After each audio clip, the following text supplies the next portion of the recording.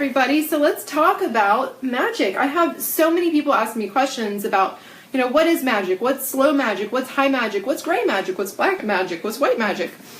So let's talk about magic and how it can change your life and how it changed my life. Yeah, magic is psychology in a lot of ways.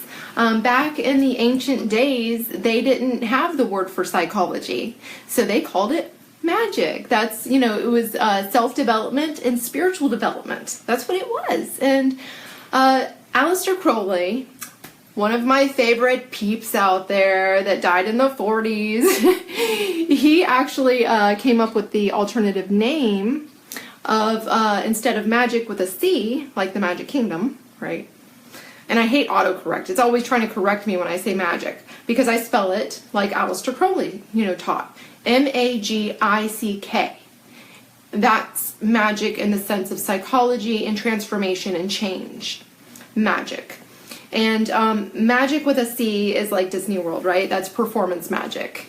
He was called the Black Magician because Aleister Crowley was super rebellious at the time in the early 1900s. Late 1800s, early 1900s. Think about how suppressed society was back then, you guys. He was bisexual. How many of you are gay or bisexual or have had a bisexual experience? Aleister Crowley is fucking fantastic, okay? I have been a Thelemite for years, and I'm actually into chaos magic. So chaos magic it's not particularly high magic or low magic, which I'm going to give you the definitions of. It's where you're your own person and you just say, you know what, that works for me psychologically, so I'm going to use that, and then I'm going to use that. And Aleister, I have his Thoth deck, and let's talk about this. The Thoth deck, tarot deck, Thoth, does anybody know what that actually means? So Thoth is actually, think about it, it means Thoth. Thoth. That means thought. So Thoth means thought. It's changing your thoughts and belief. Now, thoughts and belief do not equal knowledge. All right? Knowledge is not a personal thing. If you tap in and go into an altered state, that's where you access knowledge. Gnosticism. Gnosis. Gnosis. That comes from Greek. All right? I have people texting me. So Gnosticism, Gnostics, they study knowledge. Knowledge from the source. Going into an altered state. Self-hypnosis, altered states, deep meditation and trance, coming from the deepest type of work. Tantric. Right? Sex magic is tantric work. That's all it is. Right? You are changing your psychology. Thoth. Right? Thoth. That is what Thoth is. It's a deity. Good evening. A deity is a science. It's an energy. High magic has the background of religion, Catholicism. Any of you Catholic, ever been a Catholic? Know any Catholics? Right? That's where it comes from. Okay? Knowledge, gnosis, Catholicism. That's all it is. Catholicism is full of rituals, which is high magic, right? So let me just define the difference between high magic, low magic, and chaos magic. A lot of people want to know about this. They're like, what the fuck is magic, right? High magic. See, back in the ancient days, we had the royal community that had the resources. They had the gold, right, to do rituals with gold. They had the resources of money and time. They could read, right? So high magicians were those that studied astrology. They studied the ancient text. They studied the hieroglyphics. They studied and they read. And so they understood numerology, Pythagoras, right? Mathematics. They understood all of these sacred geometry and the 5 Platonic solids which make up reality. That's high magic. High magic is based off of study, knowledge passed down through the ancients, and it comes down to, okay, let's do a ritual using numerology, using the planetary aspects. High magic is very mental, very yang energy, very masculine, very patriarchy, which I have studied tremendously because I love high magic. I love to study. I'm such a fucking nerd. You guys know that I'm a college teacher, and I was an honors student, and I was in a guinea pig study at the colleges, and I published by the time I was, graduating with a bachelor's degree back in the 90s. So I actually love high magic. I'm very drawn to study, the mathematical aspects in astrology and understand the temperaments in astrology, which I'm going to talk about tonight. I'm going to talk about all of this, okay? So high magic is very studied. It's very much about deconstructing your ego, which was what Aleister Crowley was all about. The big black magician, right? He was about deconstructing his ego and tapping in to, our own unified consciousness and getting information and making change in the world. Low magic was then the people that were the farmers. These were the people that couldn't afford to learn how to read, or they couldn't afford the gold to use in ritual. They weren't able to study the ancient text. So these were the low magician. The low magician is not less than high magic. It's just as effective. It really is. Low magic is matriarchy. Low magic is based on the yin energy of Mother Earth, right? The yin energy of Mother Earth would be the earth and the water element, whereas high magic is based on the fire and the air element. Very mental for high magic, and low magic is elemental. Low magic is very intuitive and moon, right? Cycles. Farmers are into cycles. Farmers are into the moon cycles, the lunar cycles, right? Farmers are into nature and using herbs to heal themselves. It's shamanism.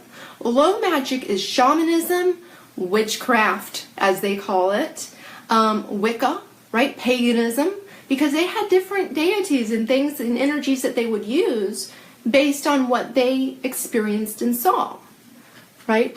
And herbology and stuff. And high magic was based on ritual and channeling through mathematical frequencies. Okay? Sacred geometry is high magic, and Kabbalism. You can say Kabbalism with a Q, which is the high magic way of studying the tree of life and how to self-develop and become a better person. So high magic was very mathematical and very much into the studies and the astrology, whereas low magic was about like the earth element and the yin energy, right? So it's like yin yang, the low and the high. Now, so what is chaos magic, right? Chaos magic, really cool.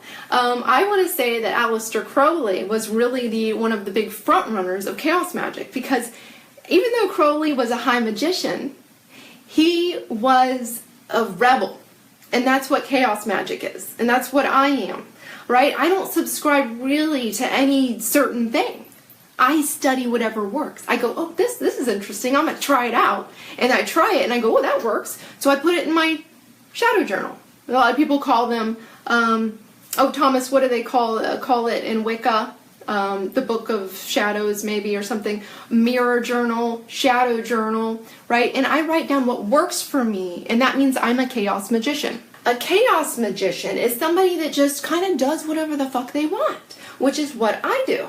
I say, and it's funny because one of my closest friends is Sherry, and Sherry, she always laughs at me because I'm not really subscribed to anything, and I don't like anything to be too formal or ritualistic. So even though I love high magic, I'm not very consistent about anything. Like, I don't want to have to go to church on Sunday. It just doesn't resonate with me. I like to do my own things. I like to pull cards and then throw the I Ching and then do a ritual over here and try it and see what the fuck happens, right? So Rose Cross ritual saved my spirit one time. So that's high magic. High magic changed my life. Oh, thank you, Ashlyn. Awesome. Yes. Okay, so let's talk about ritual for a minute here. A lot of people get freaked out by the lesser banishing ritual of the pentagram, the most basic high magic ritual out there. Okay? So as many of you know, I'm a black belt in martial arts. I taught martial arts for many years. So, I'm not very scared of anything. I do get freaked out if something happens, if something bad happens, yeah, I'll get freaked out. I'll be like, oh shit. But I kind of jump into things head first. I go, oh, look at that, let's try it. I'm gonna just jump right the fuck in. And so I tried out this lesser banishing ritual of the pentagram, and at the time, I was extremely depressed, very angry. I have a very tough life, right? And so some guy we signed a lease together, and then the next day, like, he took off to another state. And I was like, and this happens to me over and over, where guys just like leave me randomly. And it was because of my frequency, so I would go to these psychics and they would say, well, your spirits keep saying that you're not listening to them, that you need to meditate. And I was like, well, I don't really understand meditation. It doesn't really resonate. It's so boring. You just sit there, right? At the time, I was severely depressed. Everyone was treating me badly. I was having a very hard time in life, and I didn't understand why, because I'm such a giver. So what I did was, I was walking by a bookcase at my house, and I'm a huge book nerd. All right, I'm a huge book nerd. And one of my best friend, Denise, her husband left, and when he was leaving or moving at the time, he left a bunch of books, and he was like, hey Brandy, do you want any of my books? Because me and him liked the same books. We were always into all kinds of crazy stuff. The weirder it was, the more interesting we were really into it, And so he left me these books, and I put in my bookcase, and I never really looked at them. But I'm walking by my bookcase, and I'm extremely depressed, and I'm very alone, and I see the book Magical Ritual Methods. And I'm like, well, there's got to be something to that. Magical ritual methods, because there's all these people that are into magic. So I pull out this book and I start reading it. And it was very fascinating. It was fascinating to read this book it was around 1900. It was an ancient, old, very eccentric magician. It was hard to understand him in a lot of ways. And he started talking about some rituals and how you don't need to do them so formally. And I'm like, what's he talking about? So then I start looking things up. And so then I come across the lesser banishing ritual of the pentagram. So as a martial artist and a Qigong person and into energy work and stuff, because I believe in the electromagnetic field as a main thing in our life and science, right? And I said, okay, I'm going to try this thing. Just what the hell? Why not, right? So I do this lesser banishing ritual of the pentagram, which it involves, as many of you know that have seen my video, it involves a physical, right, movement, drawing of a star, right, and then a chant using sound, right, in those chants. And so you go into this frequency mode where you're using sound and you're vibrating into these geometric shapes that you've created. And then after you go through around in a circle and you do this, the last part of it is you invoke the Archangels, right? And I'm like, what the hell, whatever. Yeah, I don't believe in any of this crap, right? So I'm going to invoke some fucking Archangels, and I go, okay, Raphael, and I'm just like doing this thing, and I'm like, whatever the fuck this means. Well, at the end of my ritual, it was like a light switch. And I'm like, why do I feel really good right now? Why all of a sudden do I feel different? My mood changed. It felt like a light switch. At that time, I knew that something happened and I wanted to know what the hell it was. So I actually left my book out there. But I got the book Modern Magick, because then I really wanted to start studying what the hell this stuff was. So many people do this ritual with the intent of raising vibration. That is one reason our hive consciousness raises vibration that way. Okay? Another thing here I want you to understand is we are electrical. We are electromagnetic. Yes. You could not see me. I would be invisible to you if I was mass alone. If something is mass alone, it is invisible to the eye. This is quantum mechanics. All right, so electromagnetic energy is what I was working with. And at the time, I didn't quite understand it. So, Elohim, electrical energy. When I am invoking the Archangels, remember what they end with. L. L means electrical. So you are invoking electrical energy based on the Platonic solids, which is sound frequency, which creates our reality.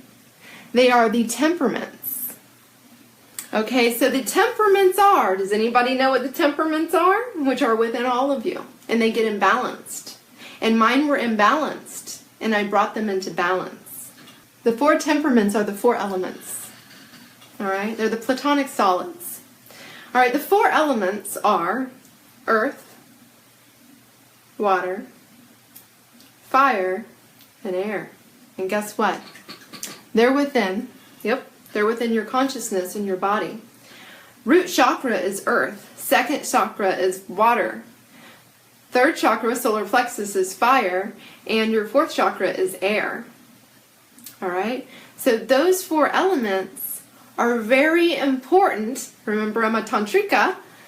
Very important to balance and to clear. And that's what you do.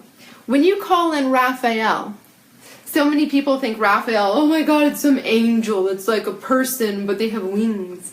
No, not at all. It's a science. It's an energy. It is the energy and the temperament of air. What is the energy and the temperament of air?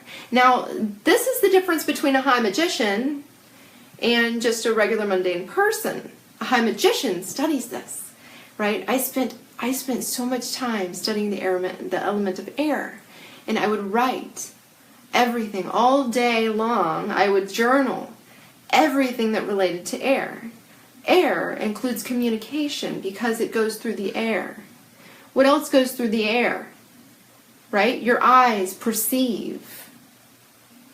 Right? Air has everything to do with perception and communication and connection and vulnerability and how people can see you. Right? You can all see me. That's air quality. That's Raphael. L, electrical. I am now invoking electrical element of air. That is all that is. That's the science behind invoking Raphael, guys. So many people get freaked out by art and science. That's all this is. There's nothing more. Okay? Behind me, I invoke Gabriel. Gabriel is the element. Anybody know? Gabriel, you should know. What it is water. Water is the element and temperament, right? What is a temperament, you guys? It's a disposition. A temperament is your temper, how you behave and react. So the water element is then emotion and intuition, right? That second chakra. That second chakra is creation, creating a baby. Fertility, sexuality. Sexual energy is so electrical, right? It's electromagnetic. If somebody has a lot of sexual energy, you can feel it off of them. Because it is so strong coming from that second chakra. That second chakra is the tantric chakra. It is an amazing place to open up. It's an amazing place to use the energy, right? And that's Gabriel, which is in the chant, it's Gabriel,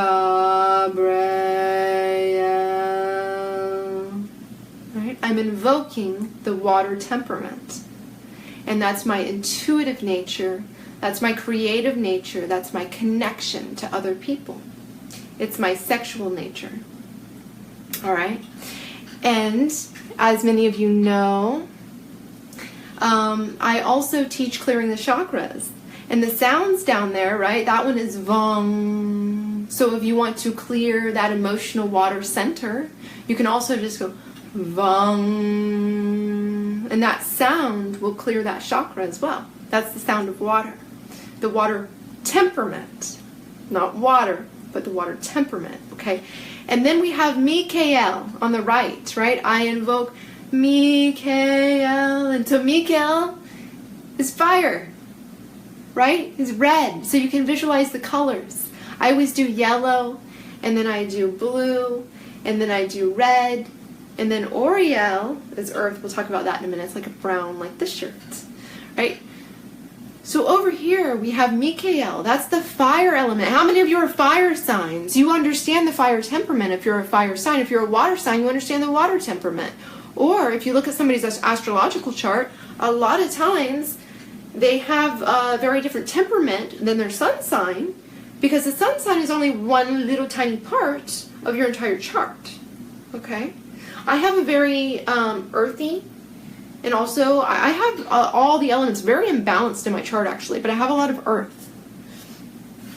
Okay, so fire then is Mikael, and you visualize the red because you're calling in the temperament of fire, which is, think of fire. Fire creates and it destroys. Fire is the element of spontaneity and passion, the spark of life, right? If you rub two sticks together, right, you're going to get a spark, right? It's the muse. So the fire element is very important, but also can cause anger if it's over, you have too much of the fire element, right? You want to be careful with that. You might want to clear that fire chakra. That fire chakra is the solar plexus. It's wrong. So you clear that fire element if it's too abundant in you and too built up and stagnant, right? And then the left hand, when you call in the Archangel, Oriel, that is the Archangel of Earth. An earth element, earth temperament. How many of you are earth? How many of you are Taurus or a Capricorn or a Virgo, right? You're earthy, right? Which means that you're very grounded and you're all about the physical world. You're of the earth element. You're solid, right? So when you bring this in, you bring in the grounding element, the element of money, the element of being very sensual and very physical, okay? Like Taurus, you know, they're very physical and very sensual.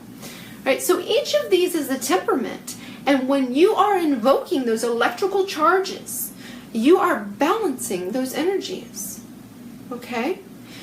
So many people don't understand that magic is art and science. It is psychology, but it's also energy work. So it's very much Eastern based, right? When I started doing high magic, I was doing tantric, and I had no idea I was doing tantric. I did not know that I was for hours altering my state with tantric work. So now I teach you guys how to do it because it's so effective. And that's why high magicians use tantric work, because it is the most effective of the meditative work. Because it is so powerful. It's like self-hypnosis. It's stronger than most meditation work. It's easier to transform your energy body through it. So magic is the art and science of causing change. Causing change, transformation, self-development, spiritual development, psychological development. So Lesser Banishing Ritual, the pentagram, clears your energy, stills the mind, right? Balances your four temperaments, alters your consciousness. It's self-hypnosis. It raises your electrical charge and your neuromelanin to a higher frequency. Okay, so neuromelanin, scientifically, okay, neuromelanin is in the cells of your body, primarily in the brain of a human being. Animals have less neuromelanin. The more consciousness they have, the more self-aware they are, the more neuromelanin cells they actually have, the more neuromelanin they have in their cells. Okay, neuromelanin, it vibrates. It's a frequency. It's a charge. So when you do sound work, right, mantras, Raphael, or Rakun, you do these mantras, it changes the frequency of your electromagnetic field. It changes and raises the frequency of your neuromelanin, the vibration of your neuromelanin. And that neuromelanin connects you to your etheric body. Okay? So neuromelanin is one of the big keys to transformation. to changing your electrical charge. And this is why I teach you guys meditation so much, and this is why I share this tantric work with you all the time, and I try to get you guys to do the breath work. Pranayama. Prana is your life force. Using your life force with breath. Yeah, so electromagnetic energy holds together our world in a sensory experience. It puts it together for us. And light is energy. It's a wave and sometimes seen as a particle, right?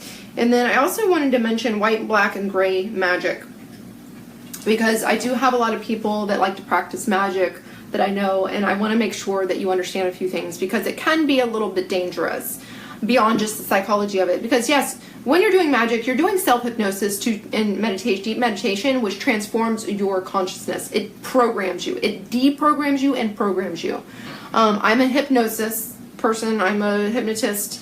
And so I'm big into this stuff. Be careful when you're hypnotizing yourself, because you deprogram and you reprogram. That's what you're doing. Okay, you're deconstructing the ego, Aleister Crowley, right? Okay, so it's really, when it comes down to black, white, and gray magic, it comes down to the purpose or the result. Not just the purpose and intent, but also the result of the magical work that you do. Okay, so when you do magic to change something, such as to bring money to you, I'll give you an example on the differences here. If you want to make more money, if you need money, I need $5,000, okay? I need $5,000. So I'm going to do some magic to make some money come to me, all right? That would be gray or black magic, because white magic is all about getting closer to your divine self and closer to divine energy, which is your guardian angel. Your holy guardian angel is your higher self. It guards you. White magic is tantric work, meditation, getting into gnosis, altered states, and getting the knowledge, which is Einstein. You guys know that Einstein was big into meditation work, and that's how he got his answers, right? Knowledge is not personal. It comes from the divine, and if you open to it, it will come to you, and the divine will download it into you, okay? That's white magic. White magic is what I practice all the time. That's where I do my tantric work. I do my lesser vanishing ritual. I do my vanishing ritual, the hexagram, which also draws in the elements and invokes more electrical energy. It makes me feel really good. And it also expands my aura, my auric field, right? Now, black magic is the result of work that you've done. So, the way you cannot practice black magic is to learn divination, or to get really good into channeling through tantric work to hear your higher self. Let's say you want to get $5,000. All right, so you're going to do gray magic, which could end up being black magic if you don't do a divination. Here's why. Divination is tarot reading, I Ching, anything where you channel information from source and you get an answer on the future. Okay, so I practice and I teach divination practices. I love divination. It guides me. It gives me so much insight into everything, right? I will pull out, the cards, and I'll say, okay, if I do this, what will the result be? Pull out the cards, and if it looks like it's good, then that means that's gray magic. If you pull the cards and it goes devil, death card, tower card, hell no, don't do it, because that means you're about to do some black magic, because black magic is when you are affecting someone else's free will. I want $5,000, I'm going to do a ritual, and I'm going to invoke these electromagnetic energies and try to make a change happen through the mental body and through the etheric body. I'm going to try to transform something, right? And so I will pull the cards and see what happens. And if it tells me that this is black magic, I know that something bad will happen. Such as, I need $5,000. Okay. My grandparents die, and I get $5,000 from the sale of their car, or their house, or something where they give me an inheritance. That's black magic. And that is why you never want to do magic, gray magic, with intent of making a change without understanding divination or channeling first. And this is why there are secret societies, okay? Because secret societies keep things under lock knowledge under lock on how to make change happen through the electromagnetic fields, because if so many people are ignorant and they're too lazy to do divinations and they start just doing things, they'll cause things to happen that they shouldn't. Black magic is not low magic. It's not the same thing. Thank you. Black magic is the result of affecting someone else's free will, whereas white magic is connecting to source, and gray magic is making something good happen without affecting anyone in a negative way. Learn divination if you want to practice gray magic. Stay away from gray magic unless you're very good at divination, okay? White magic? Wonderful. Do white magic every day. I do white magic every day. It's tantric work, right? It's connecting to divine energy. It's connecting to your soul, your source, and downloading more energy. All right, you guys. Love and light to all of you. Thank you so much for joining. And I will see you on Monday. Mwah.